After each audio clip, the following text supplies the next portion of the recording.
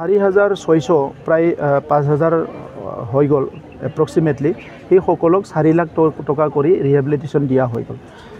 NDBৰ প্ৰথমবাৰ ভাৰতত ক'ত ক'ত হৈছে নাজানে, নিশ্চয় হ'ব, কিন্তু আমাৰ বিটিআৰ অঞ্চলত ফিল্ড ৰিডমখাং বুলি এটা আঁচনি বনোৱা হৈছে, য'ত প্ৰাক্তন NDB সকলক বিভিন্ন সংস্থাপনৰ কাৰণে ধান মিল কৰা, বিভিন্ন কাম কৰা, ডায়েৰী কৰা, ইয়াত আমি সহায় কৰি আছোঁ। অলৰেডি 5 কোটি টকা চৰকাৰী তৰফৰ পৰা দিয়া হৈ গ'ল। আৰু তেখেতসকলৰ ৰিকনচিলিয়েশ্যনৰ কাৰণে বিভিন্ন আঁচনি লোৱা হৈছে। তেখেতসকলৰ চাকৰিৰ কাৰণে য'ত য'ত পাৰে অলপ চলপ সহায় কৰা হৈছে, ইণ্ডিভিজুৱেল লেভেলতে হওক বা বেলেগ বেলেগ লেভেলতে হওক।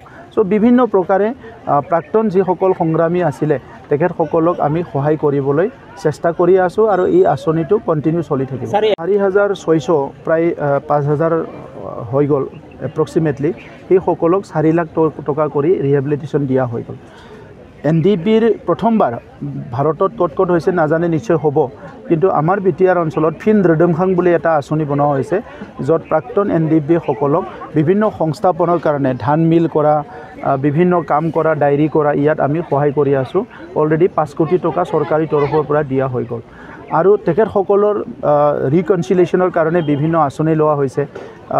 তেখেতসকলৰ চাকৰিৰ কাৰণে য'ত য'ত পাৰে অলপ চলপ সহায় কৰা হৈছে, ইণ্ডিভিজুৱেল লেভেলতে হওক বা বেলেগ বেলেগ লেভেলতে হওক।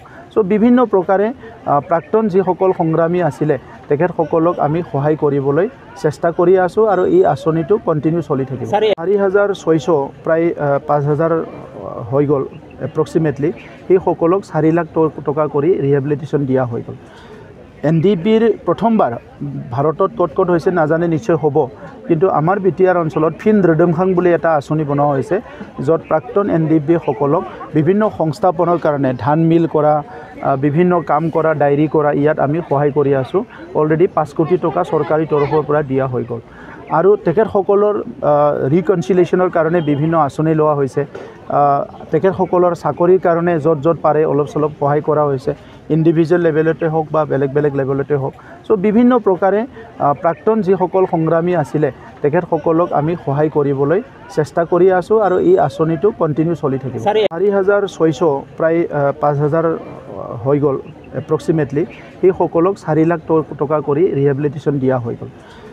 NDBৰ প্ৰথমবাৰ ভাৰতত ক'ত ক'ত হৈছে নাজানে, নিশ্চয় হ'ব, কিন্তু আমাৰ বিটিআৰ অঞ্চলত ফিল্ড ৰিডমখাং বুলি এটা আঁচনি বনোৱা হৈছে, য'ত প্ৰাক্তন NDB সকলক বিভিন্ন সংস্থাপনৰ কাৰণে ধান মিল কৰা, বিভিন্ন কাম কৰা, ডায়েৰী কৰা, ইয়াত আমি সহায় কৰি আছোঁ।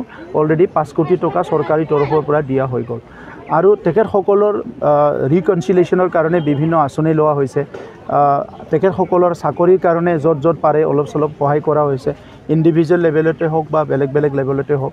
চ' বিভিন্ন প্ৰকাৰে প্ৰাক্তন যিসকল সংগ্ৰামী আছিলে তেখেতসকলক আমি সহায় কৰিবলৈ চেষ্টা কৰি আছোঁ আৰু এই আঁচনিটো কণ্টিনিউ চলি থাকিব।